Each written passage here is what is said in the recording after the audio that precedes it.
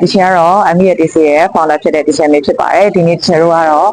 Cambridge English Qualification Seminar လေးကိုတက်ရောက်မှာဖြစ်ပါတယ်ဆိုတော့ကလေးတွေ wirely ဖြေတဲ့အခါမှာဘယ်လိုတွေပုံစံဖြေရလဲဒီချင်တို့နဲ့အတူတူလိုက်ကြည့်ကြည့်အောင် Let's go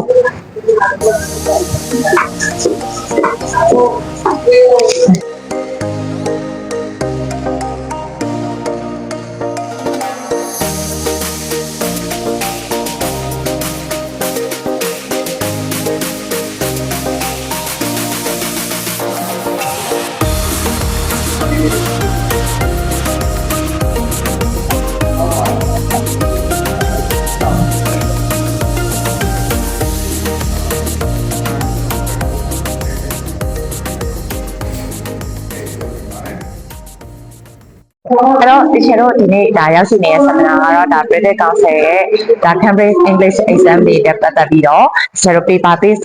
နေပြီးတော့အခုဆိုရင် digital platform ကိုပြောင်းလဲလာတဲ့အကြောင်းလေးတွေကိုရှင်းပြပေးနေရပဲဖြစ်ပါတယ်ဆိုတော့ဒီချက်ကလည်းဒီမှာဒီနေ့ seminar ရဲ့အကျဉ်းချုပ်အကြောင်းအရာလေးတွေကတစ်ခုဖြစ်တဲ့အကြောင်းအရာလေးကိုပြောပြပေးပါမယ်ဆိုတော့အားလုံးသိတဲ့အတိုင်းပဲဒါစကြတဲ့ချက်တော့ static mover flyers ပေါ့နော်ဒါတွေကချက်တော့လက်ရှိလောလောဆယ်မှာpaper based နေနဲ့သွားတယ်ဒါပေမဲ့နောက်နှစ်မှာဆိုတော့ digital platform ကိုပြောင်းပြီးဖြစ်ပါတယ်လက်ရှိ digital platform မှာဘာတွေဖြေလို့ရလဲလို့ပြောလို့ရှိရင် CET, PET, SCE, CAE တန်းတွေကို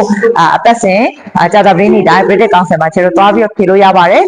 သူရဲ့အဓိကအားသာချက်ကတော့ဘာလဲဆိုရင်ပို့ပြီးတော့မြန်ဆန်တဲ့ result ကိုရနိုင်တယ်ဒီကျွန်တော် paper based လိုမျိုးလာနဲ့ချီကြအောင် register ကြိုးသွင်းစရာမလိုဘူးအနည်းဆုံးတစ်ပတ်ကနေ10ရက်မှာကျွန်တော် register ကြိုးသွင်းလို့ရတယ် result ကိုလည်းကျွန်တော်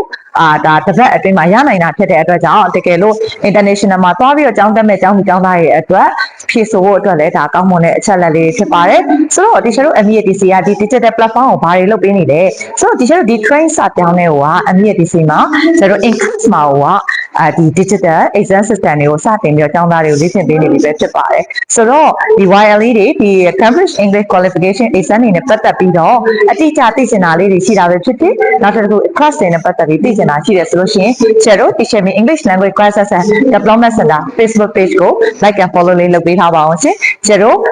information လေးတွေ update အများအားတင်ပေးသွားပါမယ်အားလုံးပဲကြည့်ရှုပေးလို့ကျေးဇူးများကြီးပဲတင်ပါတယ်ရှင်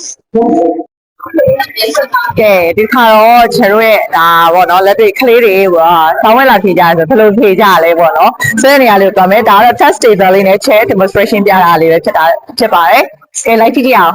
ဒါအကြောင်းသားတွေထိုင်ရမယ်သူတို့ရဲ့ခုံမှာဒီမှာဆိုသူတို့ရဲ့ candidate number လေးပေါ့နော်ဆိုတော့ candidate number လေးကျွန်တော်မြင်ရမယ်သူရဲ့အကြောင်းသား number ပေါ့နော်ဒါသူတို့ထိုင်ရမယ် style လေးပါ okay အဲ့တော့ဒီချက်လဲဆောင်းဝဲဝင်ဖြေကြည့်လိုက်ပါဦးမယ်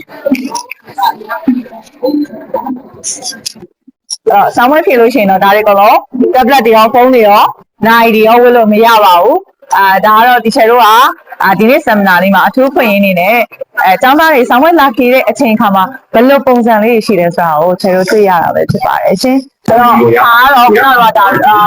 listening ရ reading writing ရဖြေတာဒါတွေကတော့ speaking test table လေး demonstration ဖြစ်ပါတယ်ဒါဆိုတော့တို့ဒါ examiner ထိုင်တဲ့နေရာပေါ့နော်ချက်တို့ဒီ KET level နဲ့စပြီးတော့တို့ဒီ collaborative test အနေနဲ့နှစ်ယောက်တည်းပြီးတော့ဖြေရတယ်ဒါဆိုရင်ဒီမှာဖြေဆိုမဲ့ကျောင်းသူကျောင်းသားနှစ်ယောက်ကထိုင်မယ် examiner တစ်ယောက်ကထိုင်မယ်နောက်ထပ် examiner တစ်ယောက်ကတော့ဘုရားချက်မှာထိုင်မှာဖြစ်ပါတယ်ဒါတို့အမှတ်ပေးအကဲဖြတ်တဲ့ဆရာမတွေလည်းရှိပါလိမ့်မယ်ချက်တို့ဒီဘက်မှာဆို timer လေးလည်းတွေ့နေရမှာဖြစ်ပါတယ်ရှင်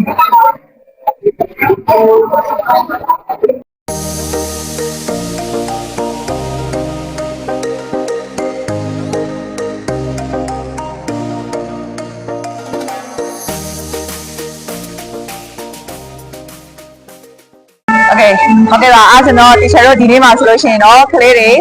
Cambridge English Qualifications Exam တွေလာဖြေတဲ့အခါမှာ reading writing listening တွေကိုဒါ paper based နေနဲ့ဘယ်လိုဖြေမလဲspeaking မှာဆိုတော့ဘယ်လိုဖြေလဲဆိုတဲ့ဟာလေးကို test demonstration သင်နဲ့ပြသပေးသွားရလဲဖြစ်ပါတယ်ပြီးတော့ digital ပုံစံဘယ်လိုဖြေရလဲဆိုတာလဲ teacher တို့ရဲ့ဒီ video ထဲမှာပဲဖော်ပြပေးထားပါတယ်ဒါကြောင့်ဒီ video လေးကိုကြည့်ရှုပြီးတော့အားလုံးပဲ